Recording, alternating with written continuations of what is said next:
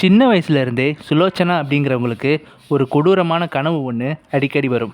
அதாவது ஒரு ஓநாய் கூட்டம் எச்சில் வெளியே கோரப்பற்களோட நாக்கை தொங்க போட்டுக்கிட்டு அவங்கள துரத்துற மாதிரி.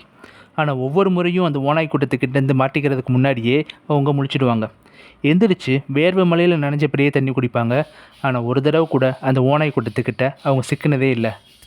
இப்போது சுலோச்சனா வளர்ந்து பெரியவங்களாகி கல்யாணம் பண்ண பிறகு அந்த கனவுகள் இப்போ வர்றதில்ல.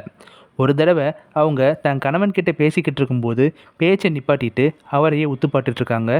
ஏன் அப்படி பார்க்குறேன்னு கணவர் அவங்க கிட்ட கேட்க, உங்களை கல்யாணத்துக்கு முன்னாடி எங்கேயோ பார்த்துருக்கேன் அப்படின்னு சொல்கிறாங்க. அதுக்கு அவங்க கணவர், கல்யாணத்துக்கு முன்னாடி நம்ம சந்தித்ததே இல்லையேன்னு சொல்ல, அதுக்கு சுலோச்சனா எங்கேயோ கனவுல பார்த்த மாதிரி இருக்குன்னு சொல்கிறாங்க. என்ன கனவு அப்படின்னு கணவர் கேட்க, ஓனாய் துரத்தும் திடீர்னு முழிச்சிடுவேன் அப்படின்னு சொல்கிறாங்க. அப்போ என்ன ஓனாய்னு சொல்கிறியா அப்படின்னு கேட்க, சுலோச்சனா இல்லை இல்லை, நீங்கள் அந்த கூட்டத்தில் இல்லை, நான் சொல்ல வந்தது என்னன்னா அப்படின்னு இழுக்க, சரி வந்து படு அப்படின்னு கணவர் சொல்ல, இன்றைக்கி வேணாமே அப்படின்னு சுலோச்சனா மறுக்க, நான் வேணும்னு கேட்குறப்போ நீ வரணும், அதுதான் பொண்டாட்டி அப்படின்னு சொல்கிறார்.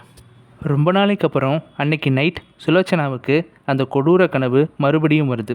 எச்சில் வழிய கோர பற்களோட நாக்கை தொங்க போட்டுக்கிட்டு வர்ற ஓநாய்கள். ஆனால் இன்றைக்கி அதில் ஒரே ஒரு வித்தியாசத்தை அவங்களால உணர முடிஞ்சுது. இந்த தடவை ஓநாய்கள் அவங்கள துரத்தலை, அவங்க ஓநாய்களோடு சேர்ந்து ஓடிக்கிட்டு இருந்தாங்க.